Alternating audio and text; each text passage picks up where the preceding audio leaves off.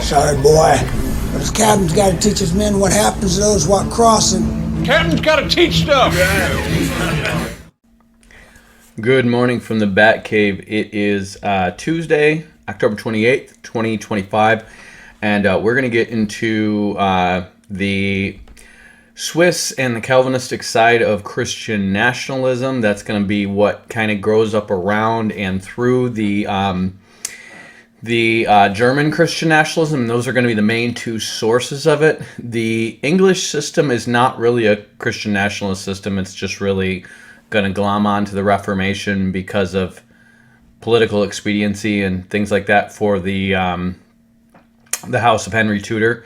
And so we'll talk about that a little bit, but it's not really a source of Reformation theology or of Christian nationalism. It's more of a, basically, they didn't really care what religion England had. They just wanted to be independent from the Pope, basically. That's it. It was over Henry Tudor's selfish ambition and, you know, his marriage issues and stuff like that, and wanting to produce an heir, and him just being very short-sighted and stupid. I mean, he slept with a bunch of women. He was just basically a spoiled rich kid doing what he wanted, and he walked himself in a situation where he ended up with a parliament ruling, and he should have seen that coming a long ways away because he was not that terribly far removed from Prince John and Richard the Lionheart. I mean, we're talking 300 years, but you had a parliament that was all good to go and rule England in conjunction with the king, and the king basically hid underneath the Pope to get away from his contractual obligation and violate his word, violate his oath.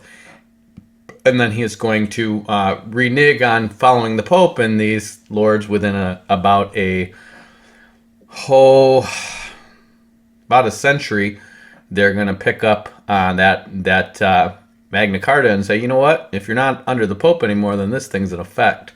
And they're essentially going to build a parliamentary democracy out of his country and behead one of his descendants and basically claim England's essentially a puppet monarchy from that time forward. So we'll get into that when we get into it, but right now we're going to talk about the Swiss Confederacy and the circumstances of the era so you guys can kind of understand what's going on in the whole world and see how much the rise of Christian nationalism had to do with mercenaries, monopolies, and munties. Okay, so that's going to kind of be the subtitle here is mercenaries, monopolies, mercenaries, and munties, or something like that in that order. I'll figure it out. But we want to start back and just understand the era, and this is not that far back. Remember, 1492 is when Columbus sailed the ocean blue. It's also when the Jews were kicked out of Spain. It's also when the Muslims were finally kicked out of Spain. So we're talking roughly 25 years before Martin Luther. I think it's like 26, 27 years before Martin Luther's going to nail his 95 Theses on the wall. He's really going to get started defending Augustinian Catholicism kind of just about 2 or 3 years before this. So we're within 25 years. Martin Luther at this time is going to be basically a young kid. He is probably not yet the monk who's going to start stirring up crap with everybody. But these Jews that he's going to hate on in Germany are largely here because of this Spanish Reconquista. And so we want to understand the map of Europe at that time. We're also going to want to understand how much money was available in the New World and that the Spanish really got rich on, and the incentives for people to break away from the Holy Roman Empire and go get some of those munties for themselves. So there's a lot going on in the world. There's a lot of technological changes. I believe gunpowder is starting to come into play. The Turks, I think, are using it in the East with cannons and stuff like that. It's just starting, because I know with the sack of Constantinople, which would have just been a couple decades before this, the Turks were using cannons. And so we've got gunpowder coming into play. Europe's still kind of on crossbows as like they're heavy hitters, and they're, you know, still wearing armor and stuff like that. But they're starting to get more nimble, more scientific, and less chivalrous, and let's see who can be the braver guy and go stand out in the field and just try to hack each other with swords and axes and stuff like that, and actually try to be a little bit more tactical about it. And it's more about winning than about nobility and authority. And because that mentality is shifting, what we're going to see is basically a kind of a social structure of might makes right being fused with this idea of where does authority come from? Where do our laws come from? Where does right and wrong come from? and the traditional sources of basically being the Frankish Germanic feudal system, the basically these holdover Roman laws who are kind of being used, not in terms of being based on the Roman system of government, but just being practically used within these German kingdoms, and then the papal system, which is basically a holdover from the state religion of the Roman Empire when it still existed.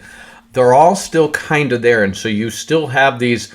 Remember, we say the Roman Empire doesn't ever really go away; it just keeps morphing, and so we really have a Germanized Roman Empire kind of there culturally, somewhat there legally, and definitely there religiously. Okay, and so you have these pieces there, and as these people are starting to get down to, wait a minute, should we really submit to these rulers of these different Germanic kingdoms if we can beat them in a battle? Because let's face it, and here's how spiritual principalities and powers work, okay? If this whole thing started because Charles Martel basically defeated the Muslims, and he was basically like the prime minister of the Merovingian dynasty, and then the Pope himself said Charles Martel's son could basically overthrow his ruler, stuff him in a monastery. I forget what they did with him, but they basically just stuffed him somewhere and overthrew him, and then the Martels came and ruled, and then his son Charlemagne is crowned the Holy Roman Emperor. So the popes were fully on board with them overthrowing their legitimate authority because might makes right.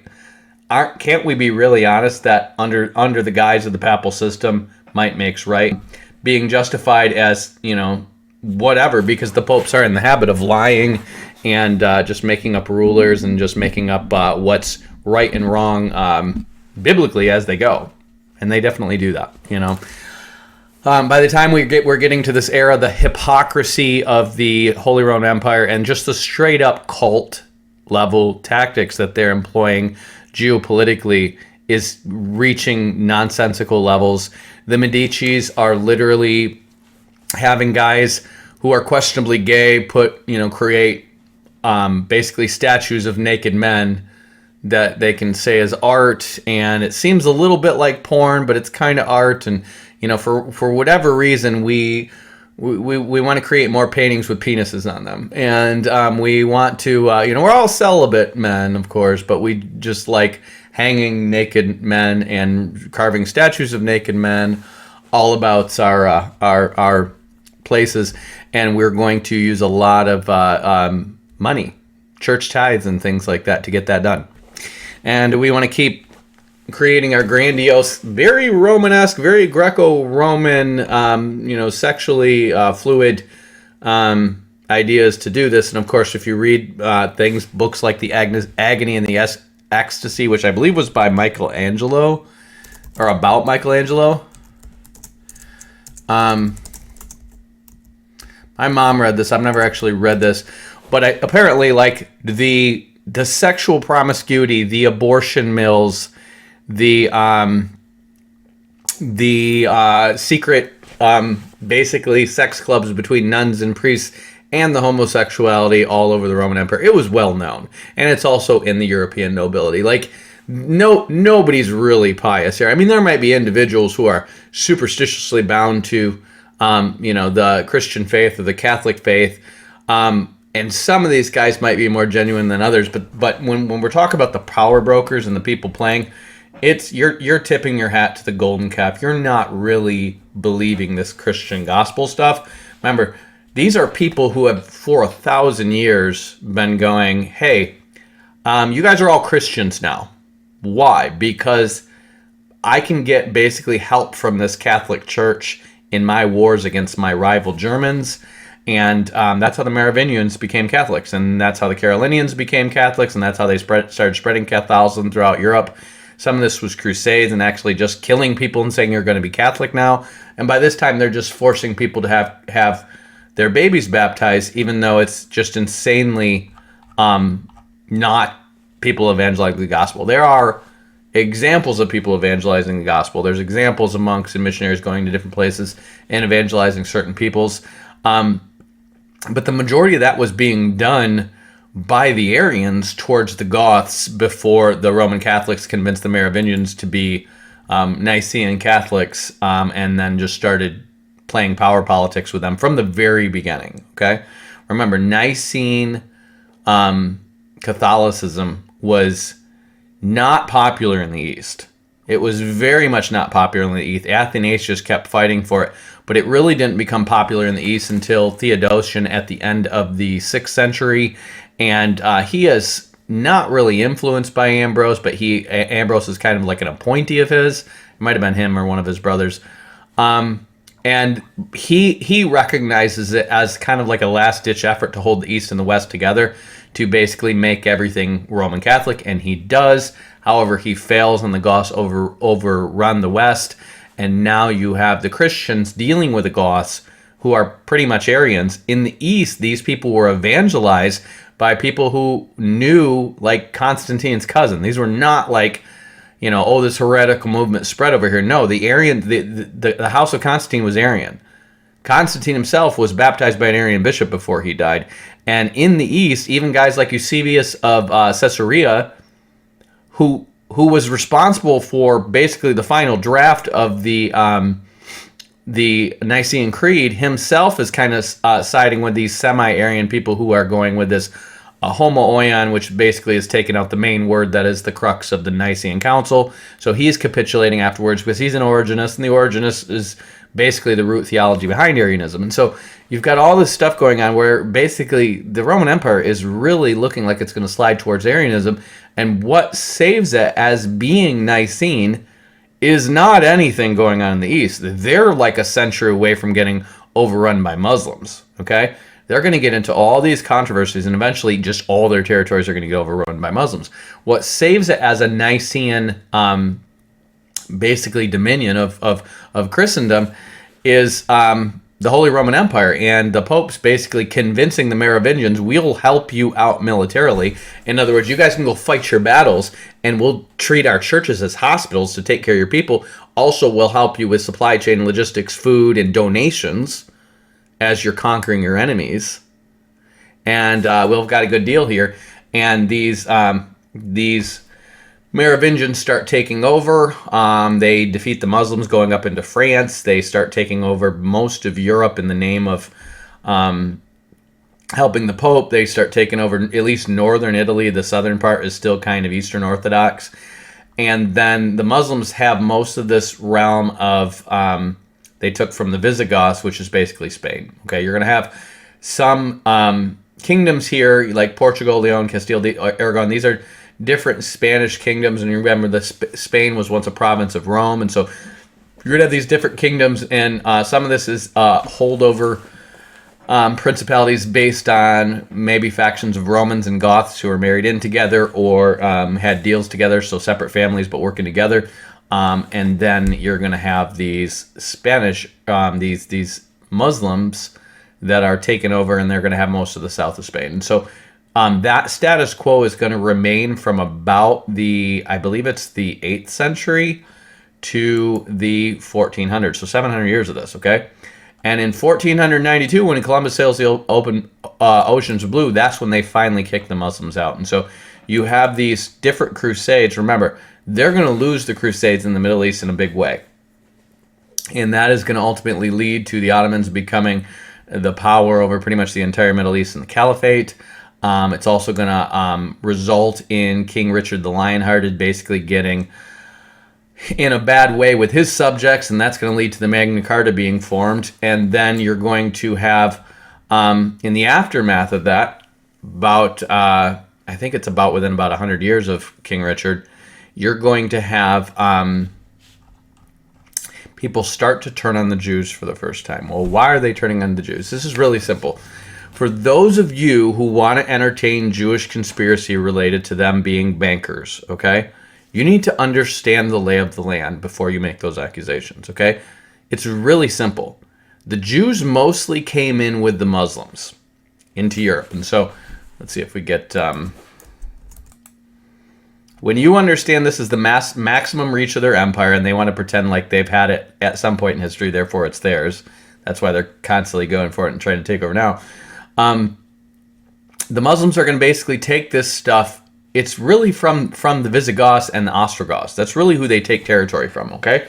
These Aryan Goths who took over everything, the Muslims are going to take that back. And then the people that they take it back with, the Merovingians, are pretty much pagan, but they decide to convert to Roman Catholicism because the Romans will help them take territory back from these Goths who are Aryan. And so it is very much a religious program that is based on political expediency from the beginning. It's not authentic.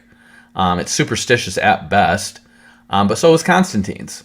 So anytime somebody becomes a Christian because it's like they realize they can win an election or a war by becoming a Christian, it's probably not for Jesus. It's probably not the reason why, okay? And so these guys are basically going to start taking a lot of this territory out of France. That's going to be taken from the Goths, and then over in the east, the Ottomans aren't really rising yet. They're not going to start rising till after the Crusades are done. And if you see this red line here, that's basically about where the Muslims controlled. And you kind of have the Spanish language is going to be informed by Arabic. And you're also going to have with these guys coming all the way from Yemen and Western Arabia, all the way along with the Islamic conquest is going to be these Jews. Well, because all the land grants here are based on the nobility, and because all these people are Catholics and Jews are not Catholics, there are prohibitions from Jews having certain positions in government. There's prohibitions against them owning land. There's certain things that the Jews cannot do. But what they can do is be merchants and traders and things like that, okay? Well, you have rules under the Catholic system that the Catholics, usury is illegal under the Roman Catholic system. Well, if usury is illegal, in other words, lending money at interest, what's the incentive to lend money? And the answer is there is none. Unless it's your relative or somebody you just want to help because you want to help and there's some strategic reason you want to help them and it will come back to you later. There's no business, there's no market-based reason to lend money. So most people don't. Jews also have anti-usury laws, but they're only for Jews. So Catholics can't loan money to other Catholics at interest, so no Catholics are going to loan to you. Jews can't loan money to other Jews, so they're not busy loaning their money to Jews, which means they have extra cash, but they can loan to Gentiles.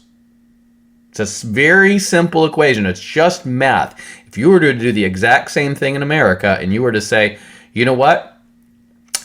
Mexicans aren't allowed to own land. And Mexicans are allowed to loan money to non-Mexicans, but not to Mexicans. And, white people aren't allowed to loan money to anybody, or at least not at interest. You can do it, but you won't make any money off of it, okay? Within 100 years, you're going to have a whole bunch of Mexican bankers. Why? Because it's the financial incentive is a real thing. That's why. I mean, if you got your extra cash and you can make interest off that cash versus doing nothing, people are going to do that. And so the Jews would be busy loaning money to the people who wanted money loaned to them. And in a lot of cases, it's not going to be the poor who are looking for a cash advance on their check that's coming next Friday. It's going to be a king who wants to fight a war with somebody.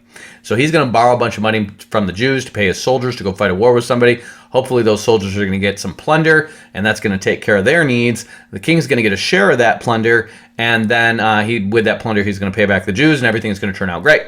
And the king's going to be able to keep growing his realm and his power by borrowing money from the Jews when he needs it for his wars. Well, guess what? When you do that to fund crusades and those crusades lose, you don't end up with the plunder and the taxation and all the things that you hope you needed to pay back the Jews. And what you do is you end up owing a bunch of money to Jews and Knights Templar. And that's what happened. And so what does Philip of France do in the early 13th century? Well, Philip of France decides to call the Templar Knights a bunch of sodomites, which they're all celibate monks, so they probably were. And also they are devil worshippers, which they were getting into Gnosticism like most Catholic monks were. So you could literally take any monastic order and accuse them of sodomy and heresy, and you were probably right, because all this stuff spread through. I mean, where do you think all the gays from the Greco-Roman Empire went when they all of a sudden forced everybody to be Christians? The only place where you could be single and not need a beard. There you go. That's it. It's that simple.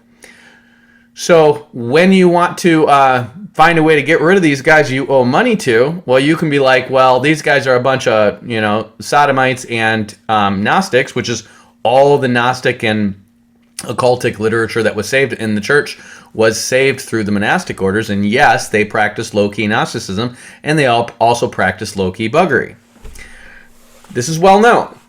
This is we have the Lollards in England 100 years later. They're going to start writing this down because they know it.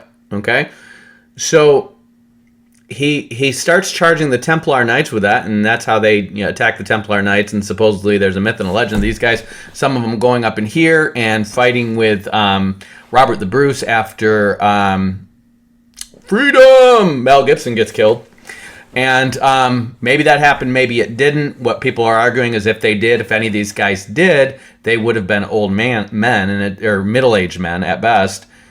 But that's fine. They're in their prime and they've got military experience. So why wouldn't they help lead armies if these guys are fighting England? There's a lot of jive that works there. Okay, the Scots were on the outs with the English. The English were basically loyal to the Pope by this time.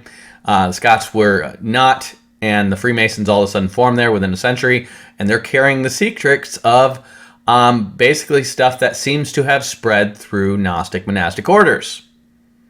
We don't have a smoking gun of scholarly consensus proof, but there's a lot of circumstantial evidence that the Templars and their monastic underground stuff that would have come from Jerusalem and the Greeks and writings that the Muslims had and the Christians didn't yet. Ended up over here in Scotland to form Scottish Rite Freemasonry, which was the main, oldest, and deepest branch of Freemasonry, which is going to exist in Scotland, at least that we know of in writing, by about 1375. And so that's like 80 years after the... No, I'm sorry. Yes, I think it's like 80 years after these Templar Knights could have been fighting with Robert the Bruce. So that's just what we know we have in writing of written Freemason documents that we know they exist at this time. We don't know if they didn't exist before that. We don't really have hardcore evidence of that. But there's a lot of stuff they got that clearly probably came from monastic, occultic, Gnostic stuff. And they seem to know a lot about masonry and castle building, which the Templars were known for putting up lots of castles between Europe and the Holy Lands. And so it makes sense. The other guys who Philip of France is going to turn on next to the Knights Templar is the Jews. Why? Because he owes a bunch of money to them too. And so all of a sudden the Jews are criminals for practicing usury. See, they're bad people. These anti-Semitic attacks start with people owing money to them. Well, it's really convenient to borrow a bunch of money from people, and all of a sudden they're bad people, and we're expelling them from our land. Why? Because we owe them money. See how that works? See how you let a bunch of people into your land when you like their cheap labor, and then you kick them all out of your land when it's politically expedient? It's like that. Those kinds of things happen. Okay? So the Jews are getting kicked out of France here, and they're going to go more into Spain and England. And this is what happens. Just like with the Anabaptists or any other persecuted group, when you get kicked out of one country, you're not going to go. Where are you going to go? You're not going back to Israel. Some of them went back to where Muslims were, and this is what's going to happen. Okay, remember, they're going to live somewhere for 100 years and learn to speak a language like everybody else, and they probably have some intermarriages going on, and they're going to make their money the way they're making their money, but they always have relations and distant relations in other countries because they're a migratory people. They don't have their own country. Okay. It's like the dwarves, they're kind of going and they're kicked out of the lonely mountain and they know other dwarves in other places because they're kicked out of their home. Okay? It's based on the Jews. So this is kind of the status quo in Europe, and the Jews start getting kicked out between basically the early 13th century and 1492. So we're looking at a space of about 250 years. It's just happening occasionally, but it's happening in a number of different countries. And when we look at the Jewish expulsion, let's see, hold on.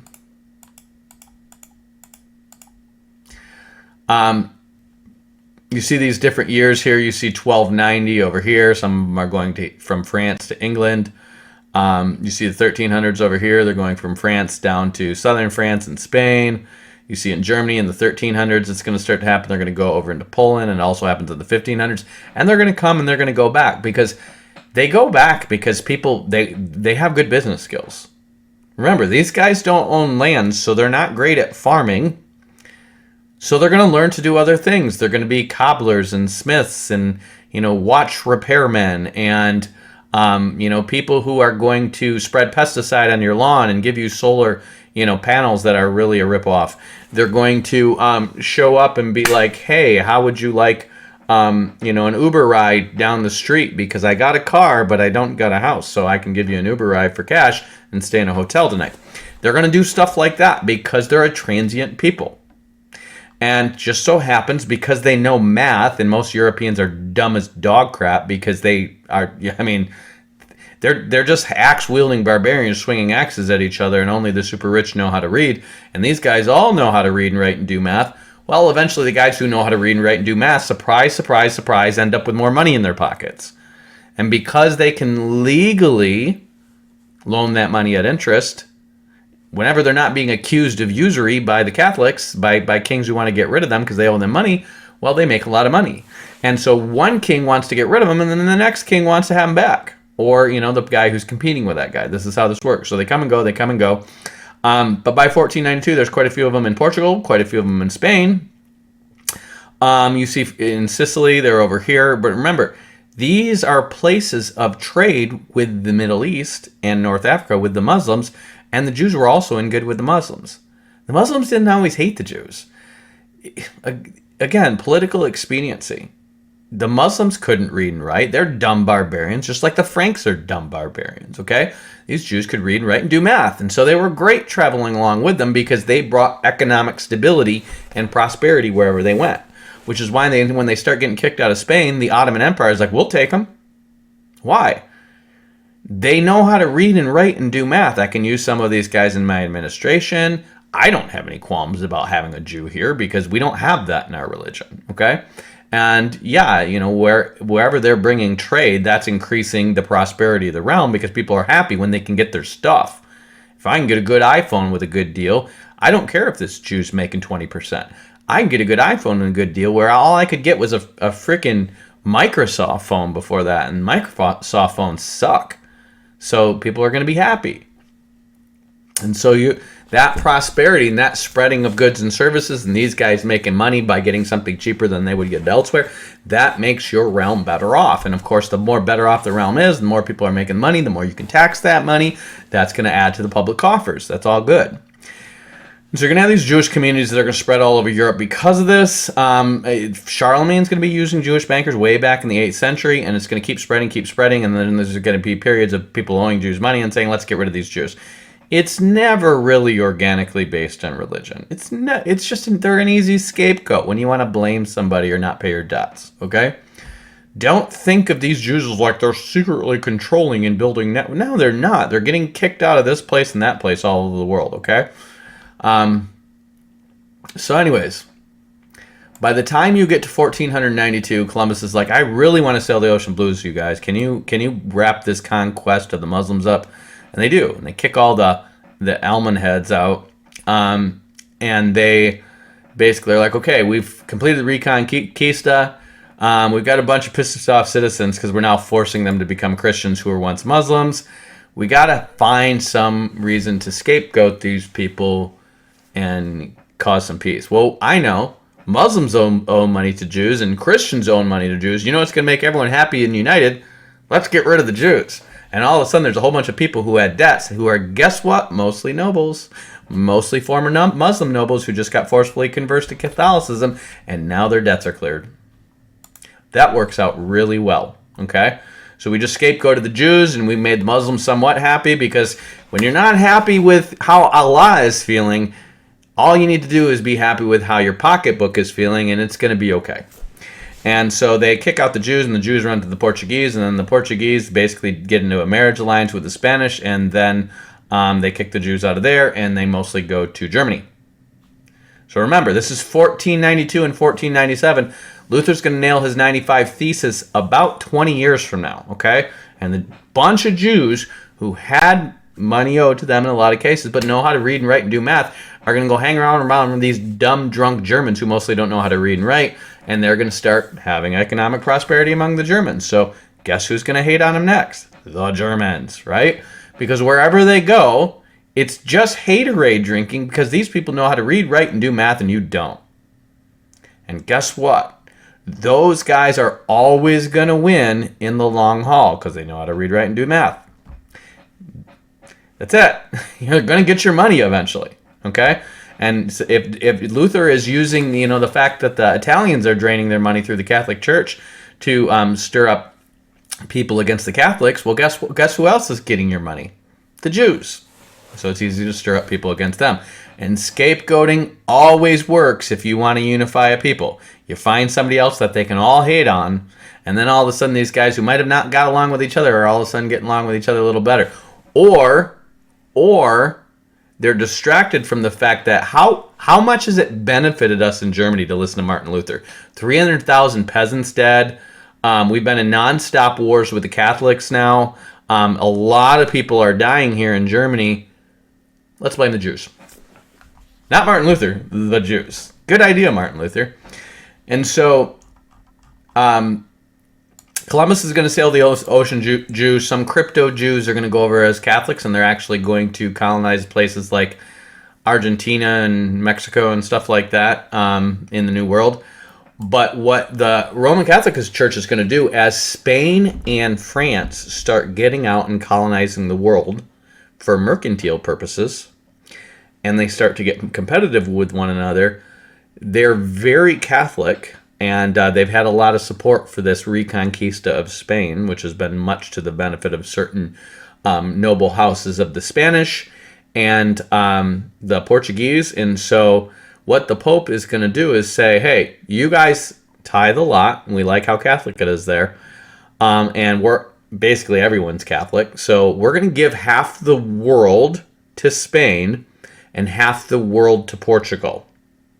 These two naval powers are going to be like, you have a complete listen to this, a complete monopoly on world trade.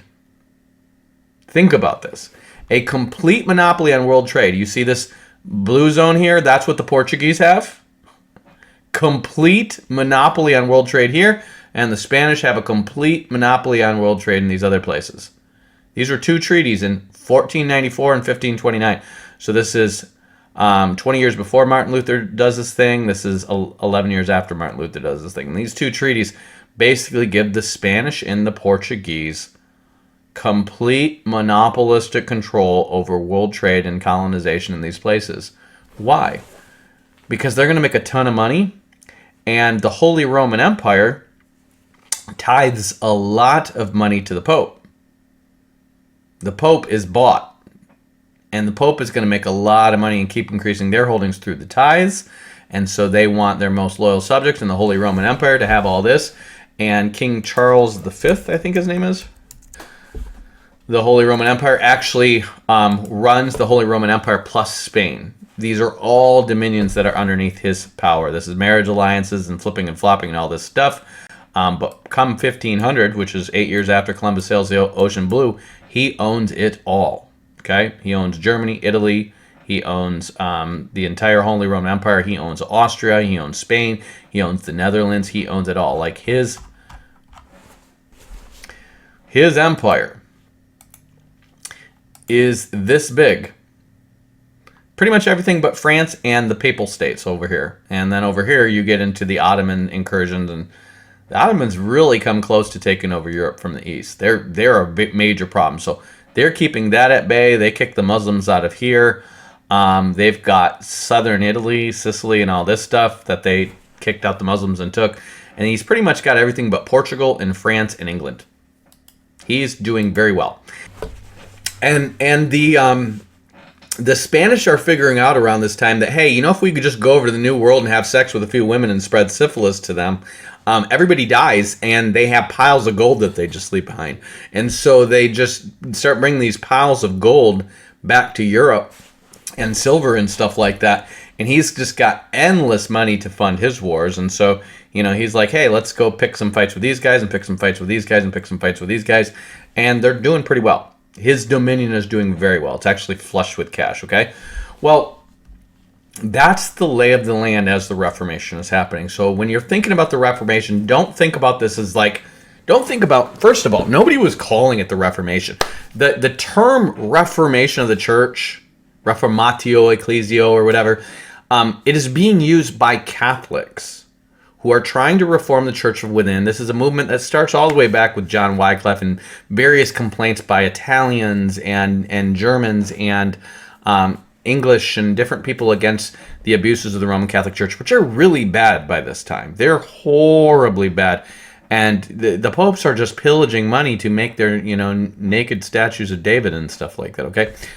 They're just trying to they're just living in lux, and all these guys are like sus in terms of like how Christian they are, how straight they are, and whose interests are have in mind. Everybody just believes that the popes are just like this corrupt institution. It's stupid, and we need to reform this thing. It's just corrupting everybody. Okay.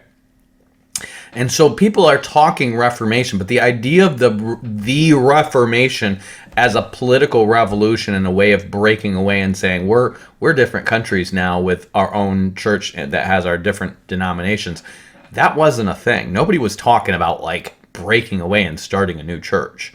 It was all about reforming the church, okay?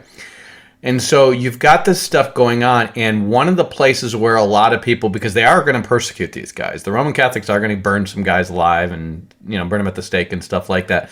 They do this with John Huss, John Wycliffe. They dig up his body and burn it. But this is really happening, okay?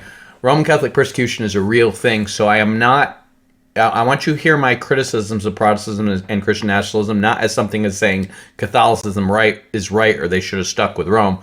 What I'm saying is, let's not mix in Jesus with the reason we're breaking away politically, okay? You have evil people on both sides, okay? And so one of the places that people are going to be able to go when they want to start breaking away is going to be the Swiss cantons. And within the context of this hot mess that is the Holy Roman Empire, you're going to have this area situated, and it really is a growing thing. This is just kind of how it kind of finalizes before it becomes the Swiss Republic. You're going to have this area right between the northern Italian Germans, but the Papal States are right here. The Holy Roman Empire, which is all over here, and it's run by the Habsburgs, and that's who Charles V is related to.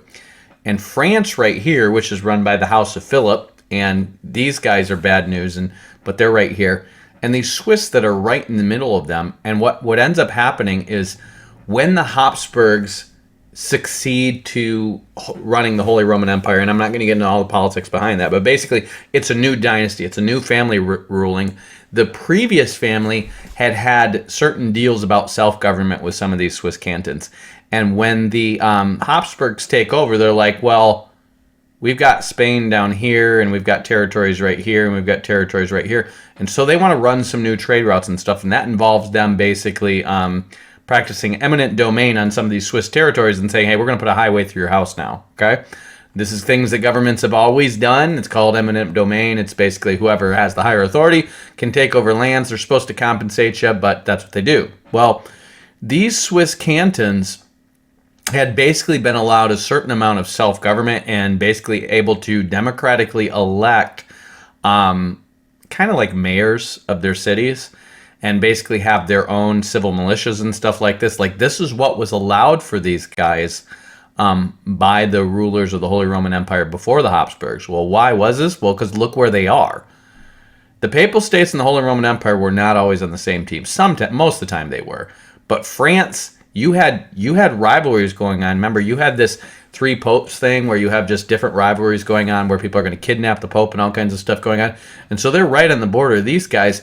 And these guys who are fighting the Ottomans down here don't always have the resources to defend these guys against potential incursions by the French.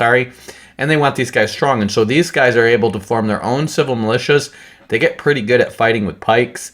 And eventually, when the Habsburgs take over and try to pull weight on them, they're like, no, we ain't trying to hear that, see? And they end up getting in fights where they're dominating in their local hillsides and stuff like this. They're really good with pike militia. They got crossbows going on. And they're in the mountains, and so they see you coming a mile away. I mean, they can just send some gal with blonde hair and braids to just yodel like the hooty-hoo call of the gangsters to to let you know that they're coming, and then you're all ready for them. And so they're able to win some battles here and essentially secure this status quo of we're still your subjects, but you ain't touching our stuff in the local land, and kind of treat this as sacrosanct, that these privileges that they were given by the former empire are now basically their civil rights. That's really what it is. It's like states' rights, but we changed the Constitution. We don't care. States' rights, it's just a matter of who can fight. So they're on this might makes right tip for a while, from like pretty much the early 14th century, let's say like 150 years before the Reformation, and they're basically independent. And during this time that they're independent, especially when word gets out that they've won a few battles against this huge empire, and basically they kind of made peace over the fact that these guys are not going to do what you tell them to do, they get a name for themselves as mercenaries. And so what happens is, over the course of the 1300s to the 1500s, these guys are loaning out mercenaries to the Italians, the Spanish, the French, the English, the Germans, all these people, they're loaning out mercenaries to them. And here's the thing. When mercenary work starts being a thing, it becomes an international thing pretty quickly. You go look at, Blackwater or any of these mercenary corps, what you're going to find is, hey, how come there's Russian guys in here and English guys here? The French Foreign Legion's essentially a mercenary corps, but anybody can join it, right? There are people who are just war dogs, and they're good at killing, and killing's their business, and business is good, and that's how they make their money, and they can go around and drink in bars and sleep with whores and sometimes underage girls and just keep killing people and getting paid for it. And that's the lifestyle they live. They chose to live this because they're essentially pirates. They've done some bad stuff and can never go home, or they just like being bad. And they basically are just like, oh, there's mercenary work there, and so mercenaries are going to come from these other places and go there too. And Germans got some well-known mercenaries, and I think there's some Italian ones too. But the main ones, the good ones, the Blackwater of their day is the Swiss cantons. And sometimes they'll have different cantons who are like this town mostly serves the French in their mercenary conflicts. These guys mostly serve the Pope in their conflicts. These guys mostly serve the Germans in their conflicts. And they're going to have different stuff, but they're going to have a confederacy with each other to defend each other. And so what if they meet on the battlefield? Well, we're not going to necessarily fight each other. We might pike their horsemen, and they might pike their horsemen, but we're not going to go pike each other, right? So they might turn the tide of the battle, or they might just be like, you know what? We're going to leave. Why? Because we're not going to fight these guys back home. We have a confederacy with them, right? And so you would use them selectively, and it's pretty rare that both sides are using these Swiss guards, but these guys are going to be famous. To this day, the Pope is guarded by Swiss guards, and these guys basically have a reputation of being a place kind of like the Taliban, where it's just like they say Afghanistan is where empires go to die. Like, why? Because they're all up in the mountains in the middle of a landlocked place, and you can't just build a port and grow their economy and get the resources you need into there to keep fighting them, and they're just going to retreat to the mountains and keep coming at you, and you're eventually going to leave. Well, that's how Switzerland was. They're going to retreat in the mountains. They know how to do this stuff. You're not going to get rid of these. These guys got snow-capped mountains, so you're never going to squeeze them with water. They're going to grow crops somewhere in little cracks and crevices that you don't know. And also they can get out of places because they know all the passes, and you're not going to be able to police that. Okay? So these guys not only start becoming mercenaries, but because they're flush with cash, they're also going to get a little bit into money lending.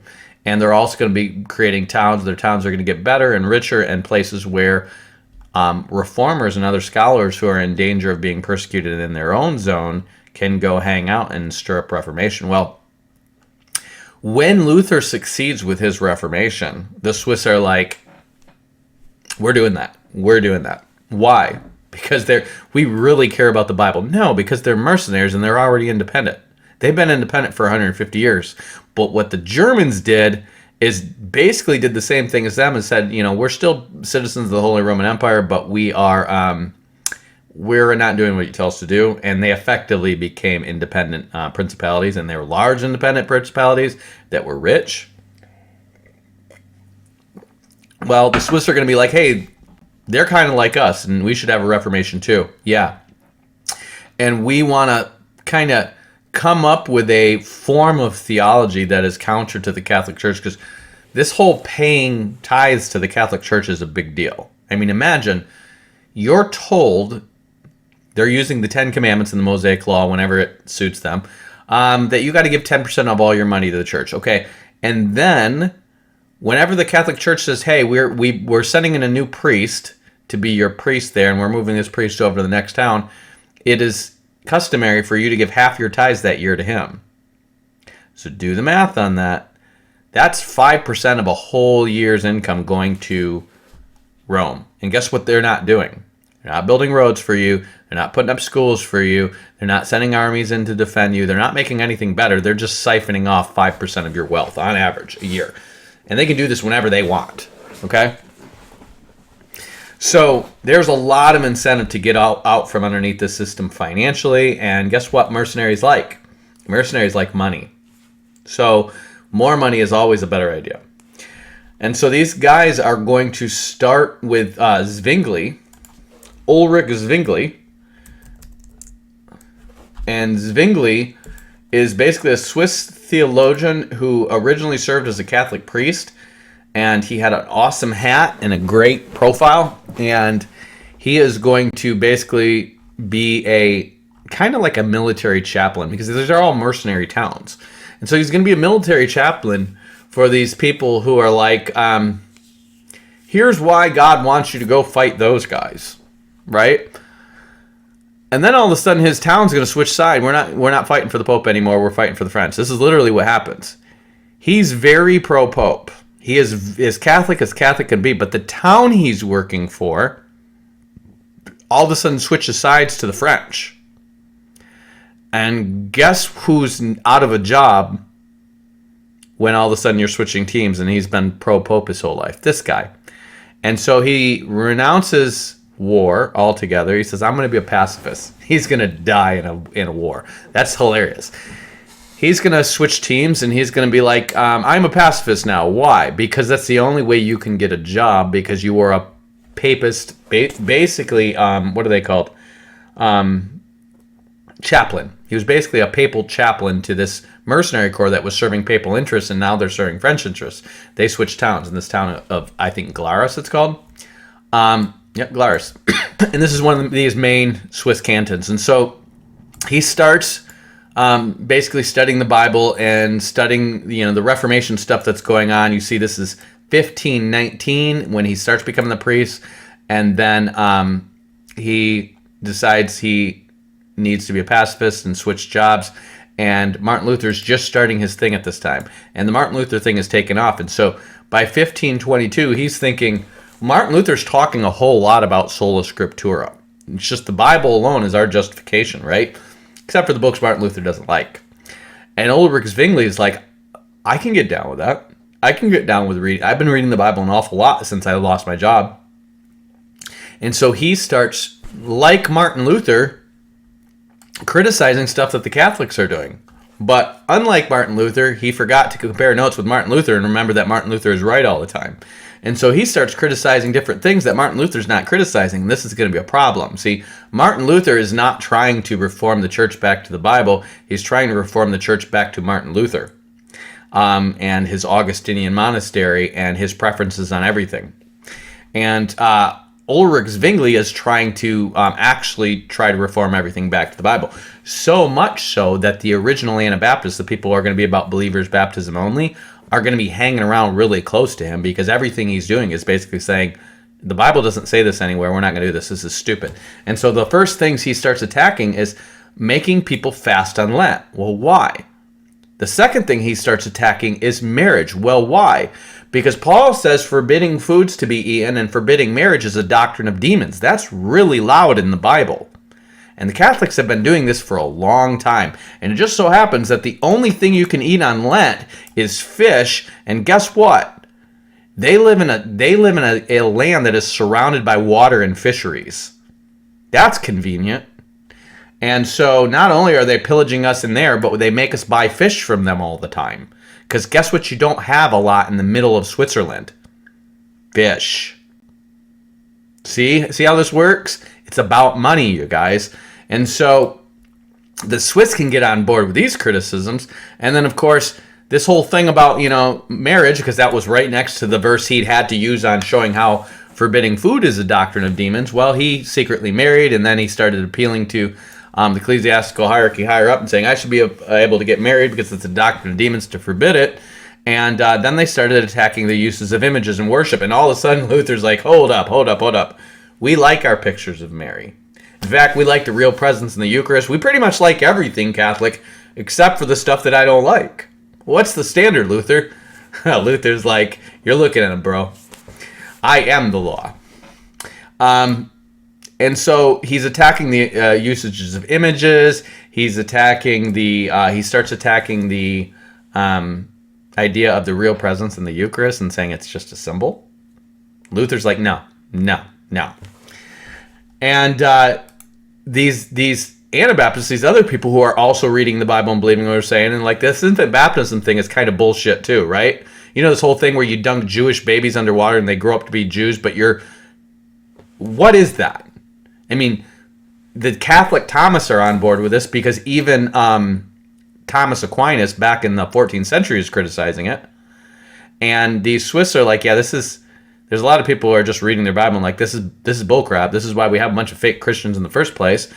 And these guys are actually getting down to real, authentic faith in Christ should be what makes you decide to get baptized and profess your faith in Christ, right? Like in the Bible. We're reading the Bible, right? And the sola scriptura thing worked really well for Martin Luther up until you actually had to follow the Bible, and then Luther's like, hold on, no. I'm the one who decides which parts of the Bible you follow. And Zwingli's like, we're trying to negotiate with Luther, we're trying to get everyone on board. And attacking the Catholic Church is apparently very popular. This works.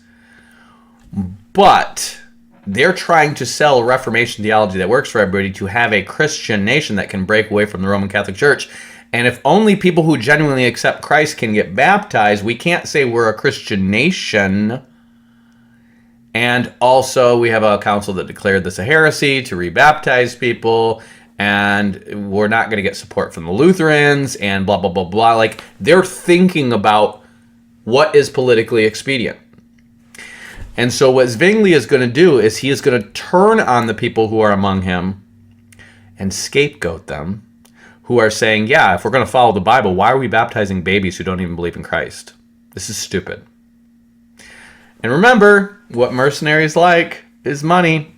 And they're mercenaries, and a lot of people are going to be like, we like what's politically expedient, and also we're going to do a much better job of throwing off the Habsburgs with the Germans on our side, so we're going to decide with the Germans on this, and we'll kind of agree to disagree on the fast and Lent. And they're literally trying to come up with a doctrine that they can all agree on, because they are trying to, these Swiss, not so much Martin Luther. Remember, Martin Luther was about saying Germans are better than the other people from his earliest writings. Germans make the best theologians. We're smarter, we're better. We can argue the hardest. We're right. Then this Nazi-esque we're right because we're right goes all the way back to Luther, and it is a very German personality trait, okay? I've dated a German, trust me, we're right because we're right, and we're better because we're better is how they think, okay? This is not an uncommon thing if you know Germans up close, okay? It's common in business. They even joke about it amongst themselves. Like, I was literally out with a German girl who's talking to another German guy who happened to be at a restaurant we're at, and they're like, this is the right way to do it because it's the right way to do it because it's the right way. That's just the German mentality, okay? And Luther's like this, and these guys are not Germans. They're a mixture of French and Dutch and these other people which are Germanic, but they're not Germans in the sense of the German nationalists that we have today. The German nationalists are... I don't know if it's Luther's spirit that just kind of took over the people and made them like that culturally, or they were always like that. It seems like it's Luther's spirit, but that is the cultural personal identity that made the Nazis the way they are. They just knew they were their best, and they knew where they were right, and the math works out, and they're going to kill a bunch of people, and it doesn't matter how many people they kill, it's going to be better, because they're better, and it makes sense that they should rule. That's how the Nazis thought, because that's how the Germans thought, because that's how Luther thought, okay? And Ulrich Zwingli is kind of a mercenary. Why? Because he is a clergyman to mercenaries. And he's the kind of guy who is like, I got to figure out what I believe based on what will make me acceptable to the people around me, because he's kind of been like that all the time. And so he starts out with the sola scriptura stuff and all the stuff he thinks Luther's really about, but Luther's not really about that. Remember, this starts out as the thing is we're going to create a Protestant Christian nationalism. There's going to be a change in the guard. We're going to get rid of this corrupt papal system. But they can't agree on anything because it turns out that Luther's a D-bag. He won't budge on anything with anybody. He won't treat with anybody like an equal. He's a D-bag, okay? He's got everything he wants in Germany. They treat him like he's the Pope himself. So what is he going to do? He's going to do this expository preaching, and then he's going to turn on the Anabaptists. And not only is he going to turn on them, they're going to try to have them all murdered. I'm going to do that right away. And they started acting like these were radical Reformation people. Why? Because they're not civilized and believe in a nice state church where everyone agrees on some stuff that we've negotiated per contract. Does that sound kind of like how the American democracy was formed? It's exactly how the American democracy was formed. And what these guys are about is deciding through a civil process of negotiation with powerful people, with some consideration of the little guy, but not much, is how you decide how your religion ought to be and how your government ought to be, because they were one and the same to them. Okay? This is how these people thought. Remember, they have had militias and democratically elected officials who have formed a confederacy or a fascist system of mutual assurance, and they don't have a central executive yet, but they're on their way there. And these people are going to work together, and they're going to come up with a common law based on negotiation of Confederate equals. Okay? And they do the same thing with religion. Well, they try to come up with a religion that is going to allow them to maintain their independence, but be compatible enough with the Germans to have their support in terms of fighting the Habsburgs. And they fail. And the reason they fail is because Martin Luther and Zwingli, they can't get along. They can't agree on anything because Martin Luther's not going to budge on anything, and Eric Zwingli is just not figuring out. He's not picking up what Martin Luther's laying down. You can either become a Lutheran or you can go blow snow in Switzerland. If you're picking up what I'm laying down here. And Zwingli is basically they're going to lose the support. The Swiss cantons are going to lose the support of the largest German principality, who is prepared to fight them against the Habsburgs, who are supporting the Catholics that they've been picking a fight with in Switzerland. Because when these guys start going after this thing, you got to remember, they're all Catholics.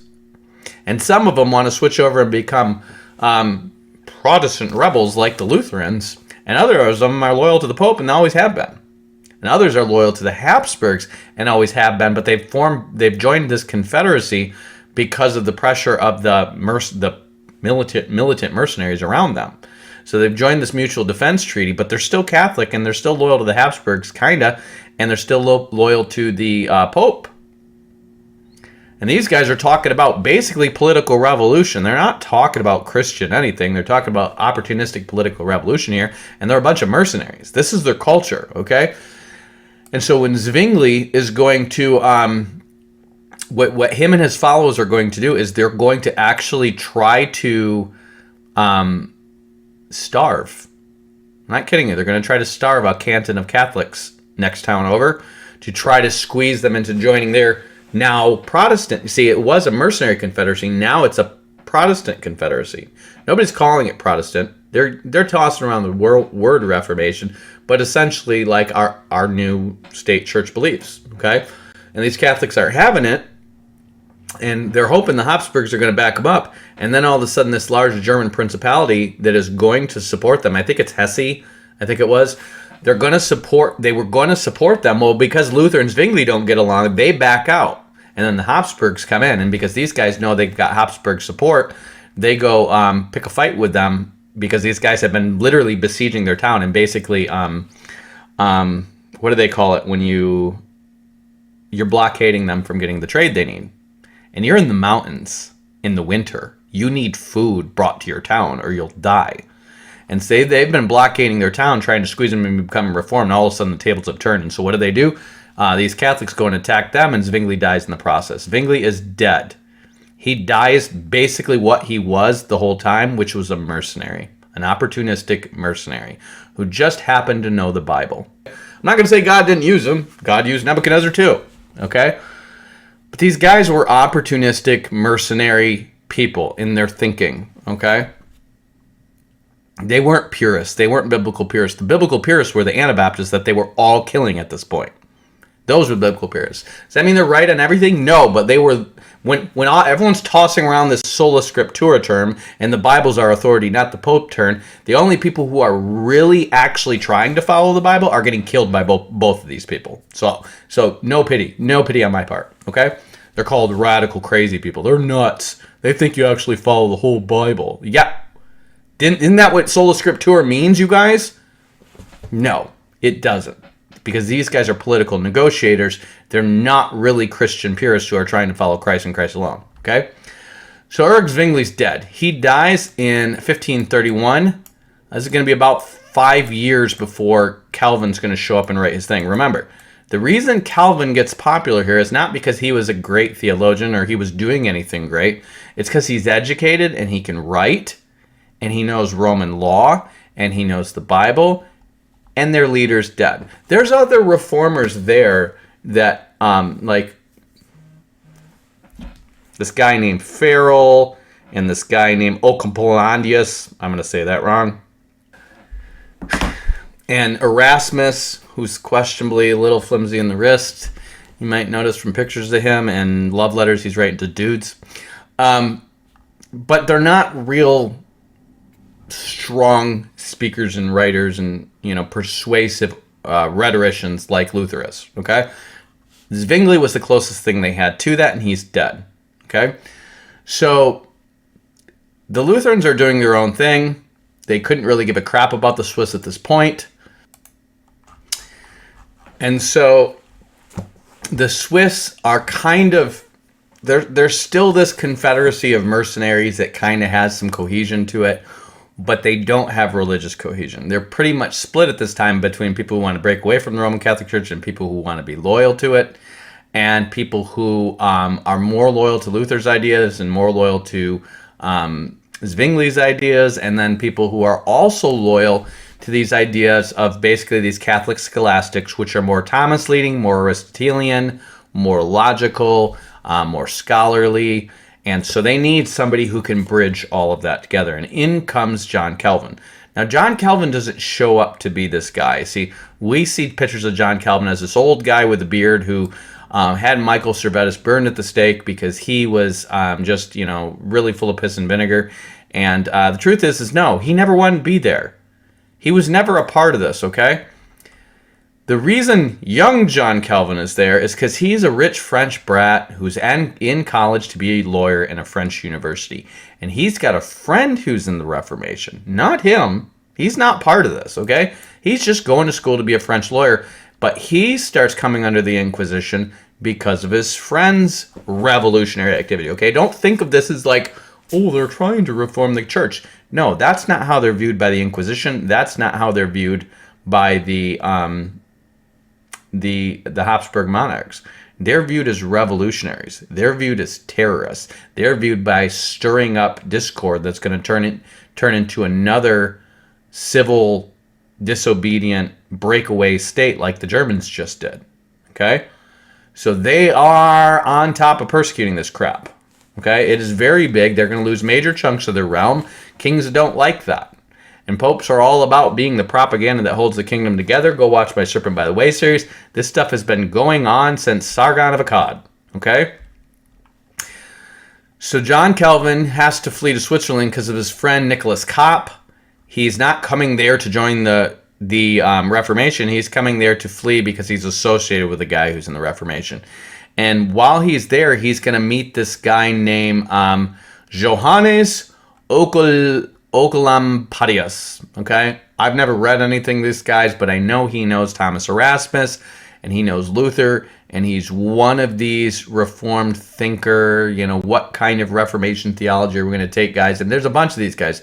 There's Huldrych, Erasmus, Luther, Farrell, a bunch of these guys. Martin Bucer's another one.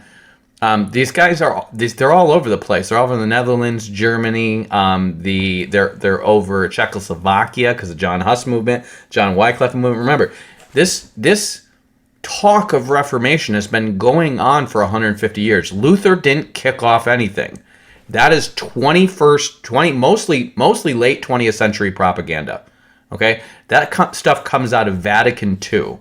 The whole idea of the five solas and Luther starting the Reformation, this is crap that has mostly been pushed to you guys by Calvinists, because there's no way they can tell the story of the Swiss Reformation without telling the story of Luther, and so they want to act like it all started with Luther, and it didn't.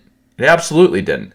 It started with John Wycliffe starting to start a reformation of regular people teaching the Bible by themselves, and they don't like that. See, your Calvinists and your Lutherans and your Presbyterians, they don't like regular people teaching the Bible. They're all about clergy and church power and institutional authority and infant baptism and forcing people to be Christians when they're really not.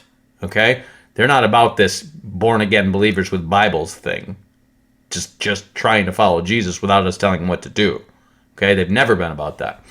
And so this Reformation is basically these guys, remember, their goal in their heads is reform of the whole institution of Catholic Christendom, okay? It was never breakaway churches of people just following the Spirit of God. That's ridiculous. What are you talking about? It was about basically gaining the political consensus to eventually turn Christendom back on the right path so we can get busy taking over the world for Jesus, right? Like, that's what they think they're supposed to be doing, and they've been thinking that since Augustine. Augustine's a very big voice in this thing, okay? They've been thinking this for 1,000 years. Why? Well, we lost the Crusades. Well, the reason we lost the Crusades is because immorality and, a bunch of people who are claiming to be Christians, but they're buggering lads and stuff like this. And what we really need to be is like unified under legit, rigid, Germanic, disciplined Christianity, and then we can take over the world for Jesus. Nobody's ever going back into theology and going, wait, Jesus never said to go take over the world for me. He said to follow me, and that's the one thing you guys don't seem to want to do. And so these guys are trying to come up with their reformed Christendom, and they still are to this day, the Presbyterians especially. And Oecolampadius gloms onto Calvin. He says, hey, you're a talented young speaker. I'm old. I'm not great at public speaking and writing and all this stuff. I'm just... what you should do is join the cause, because you've got the tools, man. You've got education, you know how to read, you know how to write, you know how to articulate yourself. I mean, he's going to be trained to be a lawyer, so he's got rhetoric and all the training that he needs, right? And so he talks Calvin into joining the thing, and Calvin is now age 26 is all when he writes his Institutes of the Christian Religion. Okay, Zwingli's dead, getting rid of him. 27-year-old Jean Calvin, Grindheis is another buddy of his, is going to write the Institutes of the Christian Religion and tell you everything about what's what with Christianity. And what he's going to do is he's going to take, remember, what does he need to balance out? He is trying to come up with an optimal Reformed theology that's going to take over the whole of Christendom, okay? Luther wasn't really about trying to take over the whole of Christendom with Lutheranism. You know why? He was a German nationalist from the start. He was about a breakaway Germany that had their own church, and once he had that, he wasn't trying to cooperate with anybody. And so the Germans, this is why Lutheranism doesn't really spread after John Calvin gets going. So the only people to really adopt Lutheranism are basically these Scandinavian countries up here. And the reason is, remember, these are mostly settlements that are down here where it's warm enough. And the reason is because in order for the Roman Catholics to get to them to try to impose their will on them, remember, this giving big piles of money to the Roman Catholic Church is a real thing, and it's everywhere, okay? Once the Lutherans break off, everyone north of Germany is like us too, and they become Lutheran, okay? They don't give a crap about what religion they follow. Their kings give a crap about which religion puts more money in their pockets, okay? And so, hey, we're all Lutherans now, bet. And they're nominal Lutherans or nothing to this day. That's why they're so atheistic, and they're all about buggering goats and stuff like this. These people are fine with anything, okay? And so these guys are basically going to say, because Germany is Lutheran and everybody's got to go through Germany to get to us, because there's no way they're going to try to launch an invasion of us with Germany against them, they become Lutherans. And after that, guess who becomes Lutherans? Literally nobody. Nobody except where these people are going to spread their descendants through colonization. Nobody gives a crap about Lutheranism outside of Germany. In Germany, they're all going, hey, let's have some imams come in and speak. It was always just a political movement. It was always just a rhetorical political movement. It was never about really getting down to following the whole Bible and serving Jesus Christ with their whole hearts. It was never about that, okay? Maybe there's some more God, just like there's godly Catholics who are born again and love the Lord with all their hearts. There's godly Lutherans, and there's probably godly Mormons who love the Lord with their whole heart. But doesn't mean the start of their institution and the bullcrap peddled as, giving it back to Jesus with everything is really what it was all cracked up to be, okay? It wasn't.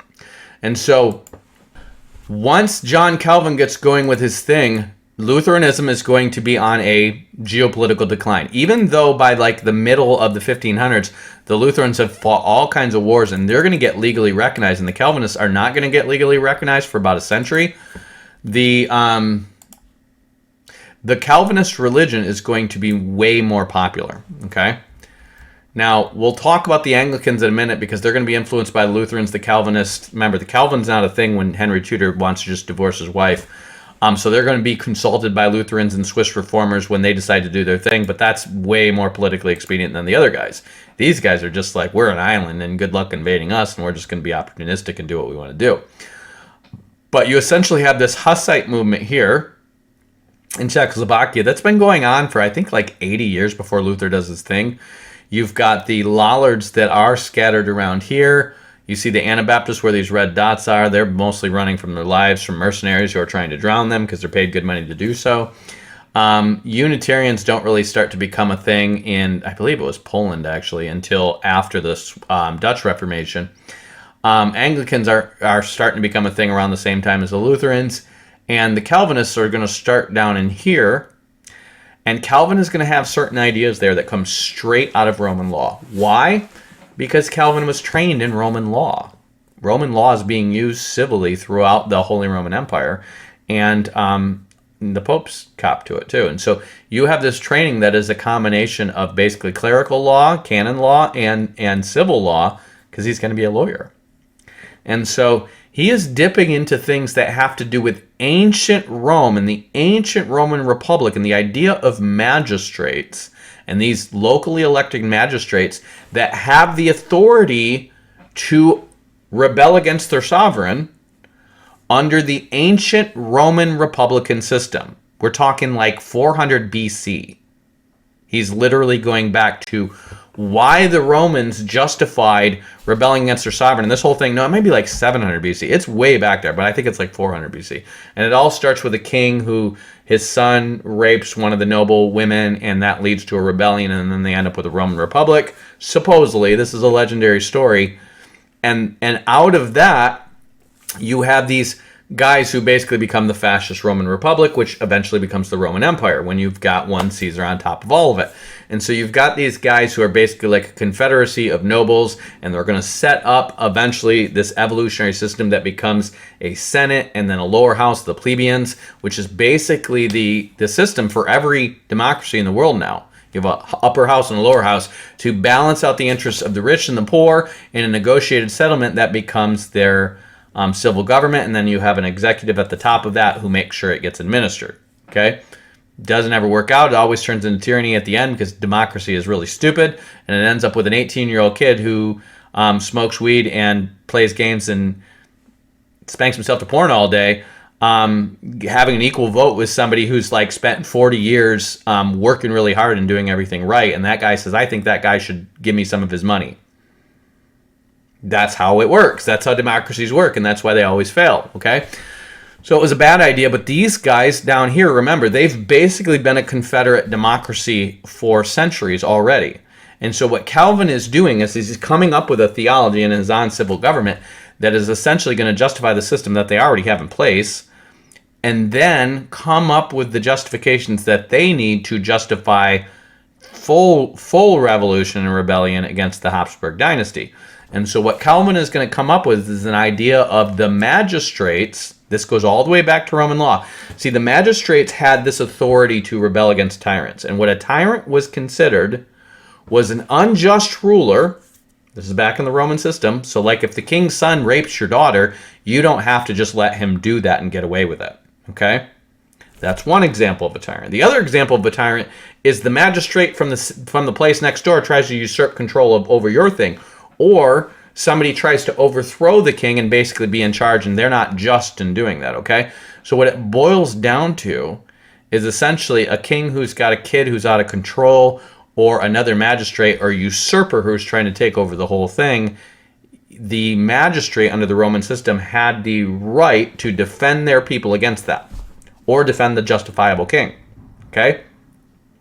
Well, none of that is in place because the Habsburgs didn't overthrow and usurp the authority of the guys before them. They inherited it through normal legal right, through normal processes, and the popes had their manipulations and all this stuff. And yeah, there's political junk going on. But what you have here is basically these guys are essentially might makes right mercenaries, saying if you can't force us to submit to you, we're not going to. They're just open rebels. That's all they are. They're rebel scum, okay? And so this rebel scum is now coming up with a way to say what our rebel scummery is right in God's eyes. And so what Calvin comes up with is a system of saying the magistrate, the civil office of magistrate, and remember, everybody's a Christian, okay? He says the magistrate is just to rebel against the king in protection of his citizens and their commonwealth, which is a nice way of saying things they like, against their sovereign. But a Christian should have no hand in striking out against the king privately. A private citizen, okay? So let me explain that to you. Under his system, he would say the governors of the southern states of America would be just in rebelling against the northern states to maintain their commonwealth, aka slavery, but a John Wilkes Booth would not be justified in assassinating the president. This is exactly how Calvinism would be interpreted. And Calvinism was very popular in the South when they did exactly that. Okay? Then they lost, and John Wilkes Booth tried to do his thing, and Lincoln goes down as a hero. Calvin is balancing all this out. And then they come up with the Geneva Bible with all kinds of notes in it about when it's justified to get rid of a tyrant, and they start spreading that Bible all around in English. This is important because it's getting into England over here, okay? We're going to probably save England for another time because this is getting kind of long. I'm an hour and 20 minutes in already. But we're just going to mostly talk about their spread to the Netherlands. We have this culture where a major part of their economy is based around mercenary work, okay? They're the Blackwater of Europe. That's who they are, and they have their own country. Imagine Blackwater took over Colorado, Idaho, Utah, and Phoenix, okay? This is the Swiss. They got the mountainous region. And they've got some lowland, and they've got some really refined economic skills, and also really good fighting skills. And people from around them are also joining them. Reformers are joining them, and people who have money on their mind are joining them, okay? You want to remember, some gangsters just have their mind on their money and the money on their mind, okay? And around this time, remember what year it is. This is the 1520s, 5030s. Remember, Columbus just sailed the ocean blue 33 years ago, okay? They've been pulling in all this gold from the New World, and that's something that these reformers are going to want to get a piece of. And so what you end up having is these people around here, they're called the lowlands, and these people want to rebel against them too. And this guy who owns Spain is right next door to Portugal, and these two countries basically have a complete monopoly on world trade, and these guys down in the lowlands are like, hey, we know how to make ships too. Why can't we go over there and get some of that gold that's just apparently lying around everywhere? Why can't we give syphilis to some Indians and wipe them all out and take their gold? Why can't we go there in the name of Jesus and conquer whole continents and be like, I thus declare you part of the kingdom of God, and all your money is now ours? Why can't we do that? Why did just these guys get to do that, right? And so the Dutch, there's two things I hate: people who can't tolerate other people's cultures, and the Dutch. Classic movie line. And then I butchered it. The Dutch are going to basically see these Burgundy Low Countries. They were always different Germans. The Burgundians were always different Germans, okay? They're not Franks. They're not descended from Charlemagne and these other guys. They're these other Germans that came out of Scandinavia, and they're always there alongside the Merovingians, which were the Franks. And then the Carolingian Franks was just Charles Martel's bunch down to Charlemagne. And these guys who ruled over all this, they were just a lesser Frankish group, but they're a different ethnicity of people. They're Germanic, which is why they speak a language that sounds a lot like German, but they're Burgundians, okay? And when Germany starts rebelling, well, they're not really Germans. They're lowland Germanic peoples, okay? They're not Germans like these Germans. And they're liking this whole Swiss thing, and so we get into the Dutch Reformation. Goodbye, England. We'll talk about you tomorrow. So the Dutch, who were Germans, but different kinds of Germans, were not about Luther's stuff. They're like, yeah, no, he sucks. And initially, as part of the Reformation, when they started persecuting the Anabaptists were pretty much like some of the first reformers to get there. Now, Erasmus, who is going to give you your blessed Textus Receptus, which is the Greek text behind the one true and only Bible, King James Version, who might be a little flimsy in the wrist, but that's just how his pictures look and the love letters to lads look. He's going to be from there. And there's going to be some guys like Hugo Grotius and these other guys who are going to be later reformers, but they're more liberals. The Dutch are on a destiny towards becoming liberal, okay? They've always been on this destiny towards becoming liberal and gay affirming, because guess why? Guess who some of their first reformers were? A guy who liked to write love letters to young lads, okay? Remember how spiritual powers and principalities work. Think about that. Who was one of the first countries in the world to start to affirm and legalize prostitution and drugs and all kinds of stuff? Yeah. Okay. No coincidence there, though. But anyways, this, they call it the third wave of the Reformation. These guys are just going to start to rebel against the Spanish to try to get independence. So the thing about Calvinist Reformed doctrine, which is why it's now called Reformed doctrine. They weren't calling it back then. It was just Calvinism. It was just... So the thing about Calvinism is it was designed to be exported. It was designed, just like the Swiss were kind of like their mercenaries were used by all the surrounding nations. Their religion was based on inputs from all the surrounding nations. And so when Calvin writes Calvinism, he balances out Luther's Augustinianism with the Catholic Thomistic reformers, who are more scholarly and more logically consistent, with the basically the, I'm just going to call it democratic ideals of, or the limited democratic ideals of the Swiss mercenaries. Okay, so he's balancing these things out, and what he comes up with is the Catholicism, or a reformed doctrine that you can spread among Lutherans. That is, honestly, it's more biblical than Lutheranism. It's closer to Zwingli's ideas that are way closer to sola scriptura. It's more Thomistic, so it is more rationalistic. He is not really... It's going to be Beza who comes after him, who is going to try to refine his stuff towards the hard determinism, which is closer to Lutheran ideas about free will. But he's actually a little bit open on free will. He talks about how his idea is regeneration preceding faith is only true for babies who are infant baptized. Doesn't make sense. It's illogical. It's stupid. Doesn't make sense at all. But he also starts exporting, and with that, the Geneva Bible is going to start being published in New Testament in 1557, the whole Bible in 1560.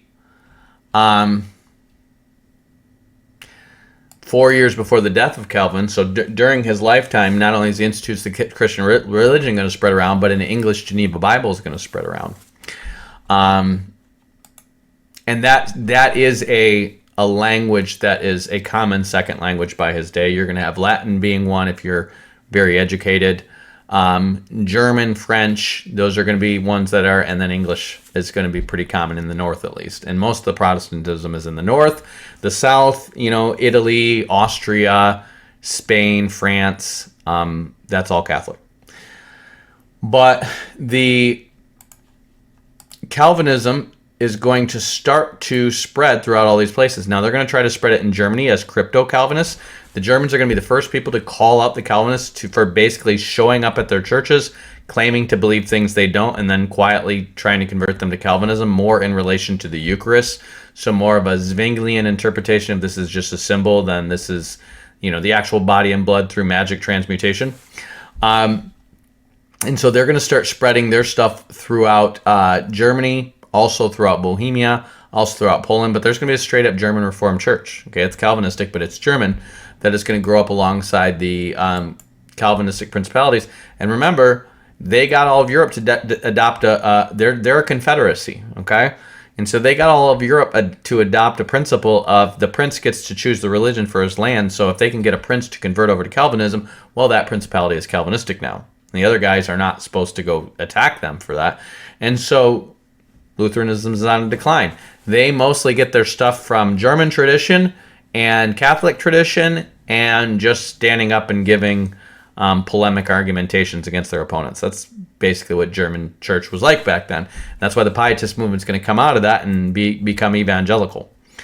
They're going to spread it to France, and these people are going to be called the Huguenots, and there's going to be a lot of people that were upset with the Catholics for various reasons that are going to become Calvinists, and other people just because they're reading their Bible and this sounds better. And then by 1558, remember, John Calvin's going to die in 64, so he's older. He's not a super old man, but remember, living to 60 is a good life back then.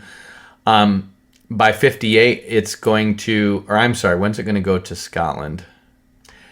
By 54, it's going to go to Scotland. And by 1566, it's going to go to the Netherlands, okay?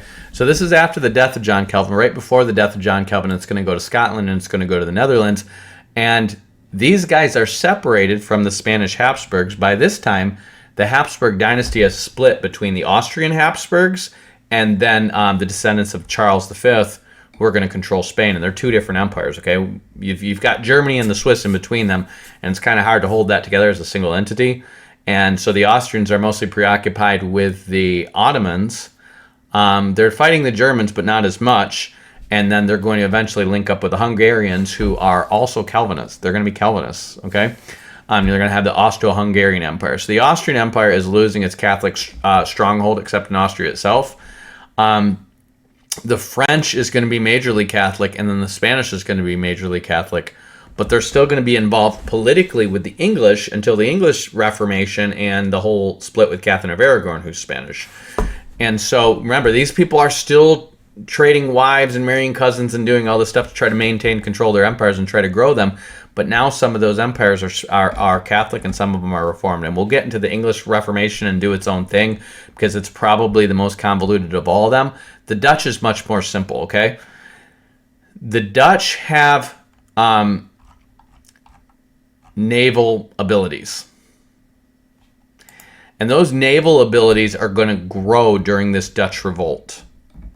And they want to get their hands on some of that Spanish and Portuguese colonial money that's coming in, okay? And then, so these guys, remember, because they're right basically on one big sea territory. With France in between them and Spain, they're like, we can compete with these guys, and so they're going to break away. And, it's going to be more politically complicated, and then I'm not going to get into all that, but there's going to be, just like with all revolutions, there's going to be a combination of rich interests and propaganda towards the poor to get these people to say, hey, let's go fight and get a bunch of us killed to break away from that dominion. Why? Because here we're going to get rich, okay?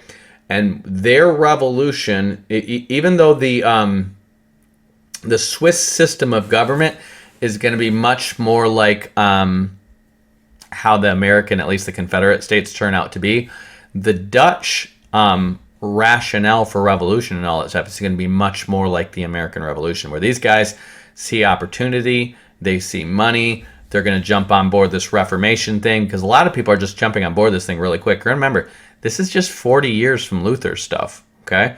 And you've already got the Swiss breaking away, but you've got the Scottish breaking away, you've got all these other Scandinavian countries breaking away. Basically, everyone north of France is breaking away from the Catholic Church and the Holy Roman Empire. So these guys are going to do it too, and they're very well positioned to do well in terms of trade because they are a sea power. They're on a sea coast in between all of these reformed countries. England, Scandinavia, Germany, and then they're just north of the Swiss, okay? And so they're positioned to do very well, And they also have an idea, there's people among them that have an idea of, let's have religious liberty in the Netherlands. We've got all these Anabaptists moving in here. They're great farmers, and they're just being chased out and murdered everywhere else. Let's let them stay here. We've got some people who have some kind of funky ideas that kind of sound like Gnosticism and ancient heresies being revived, but that's cool. They pay to study at our universities and teach there, and we like money, okay? And so those guys are going to start to thrive there. And then they're going to have people who are like, hey, let's basically be pirates and just go start taking the cargo from these Portuguese ships, because after all, they're Catholic and we're Protestants. And they're liking that idea very good. And then by the turn of the 17th century, these guys are going to have founded the Joint Stock Corporation. And so all this stuff is going to happen, and they basically are going to start the Dutch Empire. And the Dutch Empire is also going to be into slave trading. They're actually going to be one of the last empires in the world to get rid of slaves. They had slaves in some of their colonies, I believe, until like the 1930s or 40s. They still had slaves in their colonies, okay?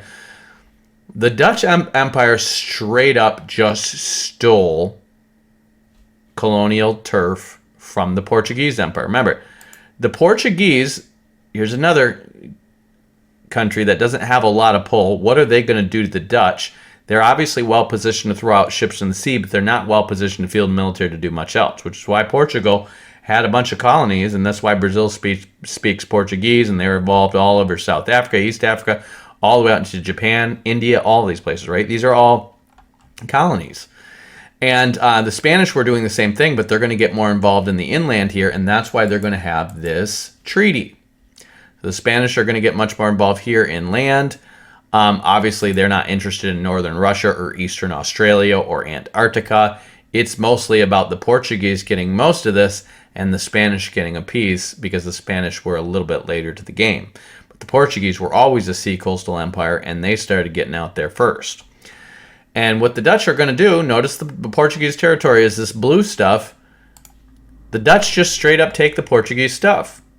When the English are going to be even later to the game, and they're going to take all the Dutch stuff within about 100 years. They're just going to take each other's colonies. And so what they do, they're all Christians, and all of a sudden they're just like, well, because you're Catholic and we're Protestant, we can basically conquer your stuff for Jesus. And they just start pirating vessels of goods. And then they have this thing called privateers, which are basically pirates that work for a king. And all of a sudden, Christians are just straight up stealing each other's money. They're stealing each other's trade goods. They're stealing each other's colonies. They're, basically racing over each other to bowl over and murder and pillage these brown people who don't have guns. Now, guns are becoming a thing, okay? They don't have guns, and we got guns, okay?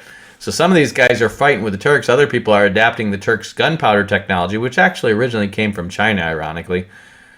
Boy, they should have spent a lot less time on the fireworks and more time on the pew, pew, pew, right? Am I right? So, these guys are basically this tiny little country of people up here are going to become super economically industrialist. They're going to become the first joint stock corporation, and out of that, they're going to create the Dutch East India Trading Company. See all these ports all over here where they're getting all this stuff and bringing that into Northern Europe? Because guess why? The Southern European states, they can trade with these guys because they're on the Mediterranean, and these guys can trade from there. But these guys need to get access for all these northern economies, because these guys are going to fight like an 80 years war. The Dutch are going to fight an 80 years war with the Spanish, and then after that, they're going to fight a 30 years war between basically the Protestants and Catholics of Europe, and people are going to switch sides and all over the place, and tons of people are going to die. Okay, and so in the meantime, these guys are like, hey, what's good for the goose is good for the gander. Hey, how about you let us go just pillage their colonies overseas, and then that's going to wreck their economy, and that's going to help basically, weaken their people's resolve. Sounds good. And so the Dutch are just going to show up, and they're just going to be pirate thieves. Guns, might makes right, straight up thieves.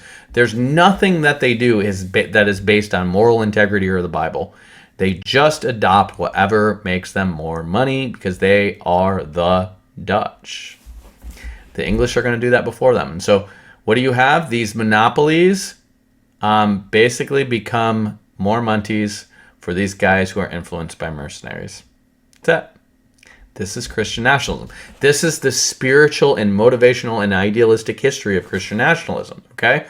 These guys want more money, stealing from other people, the rich robbing the poor, oppressing brown people in the name of Jesus, because they were all based on mercenaries and people who just were racist. From the beginning, our race is better than your race. Also, might makes right. And also, money makes the world go round. And also, if you don't help out the Commonwealth, aka the GDP, we're declaring you a tyrant and we can overthrow you. Everything they're doing is anti-Christian. Everything they're doing is antithetical to Christianity. I'm not saying the Roman Catholics are more right. I'm just saying they can both be wrong. You don't have to be in this binary of, are you a Catholic or are you a Protestant? You don't have to be that. The answer is, who would you be with if you really want to follow Jesus based on the influences you have available? Well, you could be a heretic and become a Unitarian, all kinds of weirdo, or you can be an Anabaptist and getting killed all over the place for actually trying to follow the Bible. Which one of those groups do you think the guys who are rebelling against their sovereigns and being mercenaries and basically functioning on a might makes right paradigm and stealing each other's money and colonies and stuff like that, or the guys who are literally forcing you to baptize babies and getting you all on superstitious religion and bludgeoning people to death for disagreeing with the Pope while carving naked pictures of men by a bunch of celibate priests for the decorum of the places they walk around all the time, or the guys who are actually following the Bible, believe in marriage, believe in only believers becoming Christians, and believe we're not supposed to be like getting involved in wars in this world. We're just supposed to be spreading the gospel in this world. And everyone's trying to kill us for trying to follow the Bible. Like, it's so easy. If you were alive this time, you probably would have been an Anabaptist, maybe a Lollard, maybe a Hussite. If you really had your wits about you and you're reading the Bible and you're just like, yeah, what does conscientious obedience look like? It looks more like Anabaptism than anything. Okay? And these guys exist, but they're getting persecuted all over the place. The Dutch are tolerating them because the Dutch like money and these guys are good for business. They're farming land and paying taxes. We like them. Just like some people were with the Jews. The Jews bring business here. We like them. Okay? And the Dutch were much more tolerant and permissive until the Bayesian Calvinists took over. And then they started persecuting the Anabaptists out of there. And that's how they end up in Russia and the Americas. Okay? We'll get into that later on when we get into the whole American system. If this is interesting to you guys and you're just like, wow, I didn't know all this stuff. It's in a much more crisp and clear format in my book, Rightly Dividing. Again, I just have a chapter called The Reformation and Its Discontents.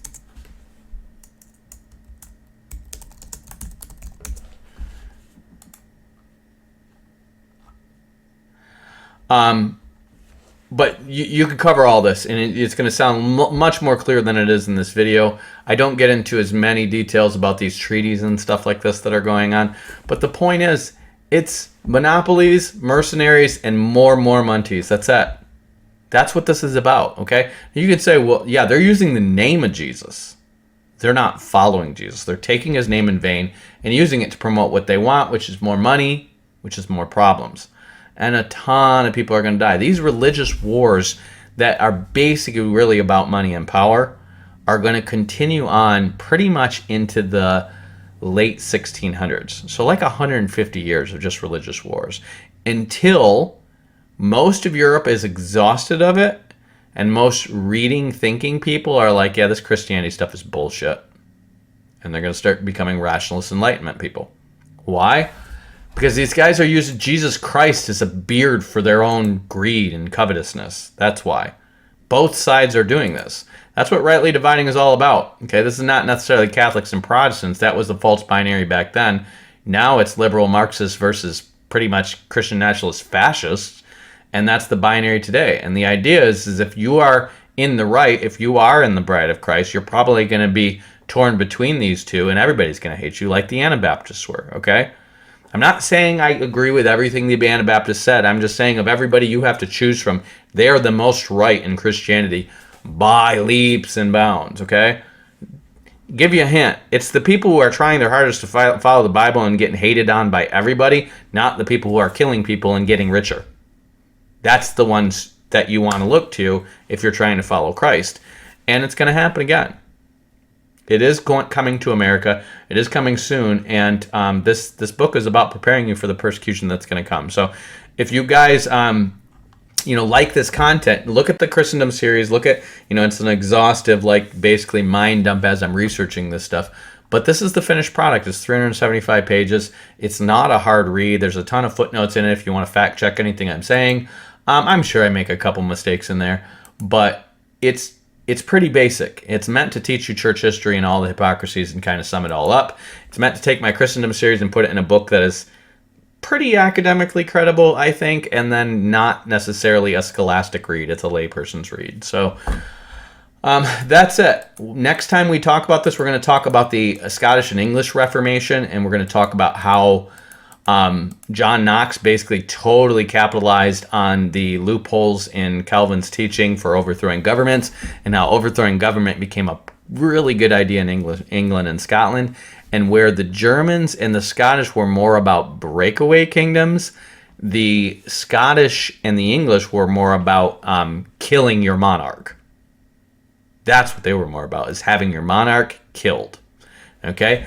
And it's going to be their children that create the American Revolution about 100 years later. Okay? But not before these guys who were we'll talk about the Quakers, the Pietists, and all these other guys. But the it's essentially the Quakers, the Pietists, and the Anabaptists, and the General Baptists, which are basically English people who are influenced by the Anabaptists and a little more independent in their doctrine. These people are mostly what's going to come to America and create the Great Awakening, and then the Calvinists are going to jump on and take credit for it.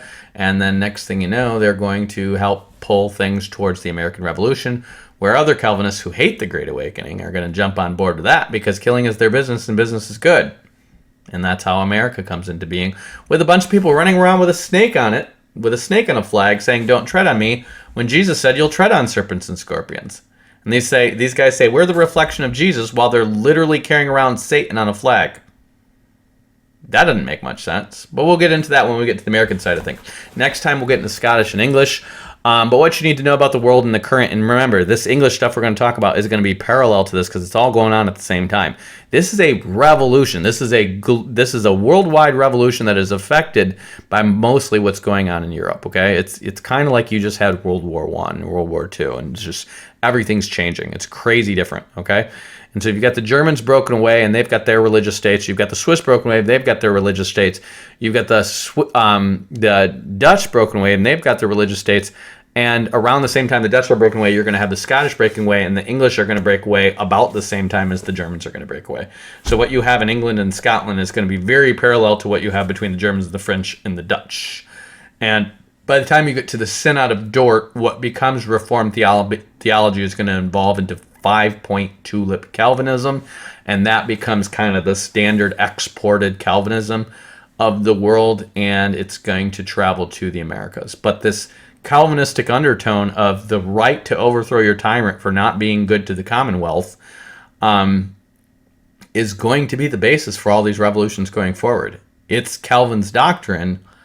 It's Knox's application of the doctrine. But the Dutch are going to be for it too. They're all rebel scum. They just want to break away and have more money in their pocket. Don't most people? So anyways, that's that for the Swiss side of the Reformation. Hope you guys are blessed by it. Remember, more money, more problems. Try to have less money in your pocket when Jesus gets here. Batman out. Peace. Peace, I'm out. I'm Batman.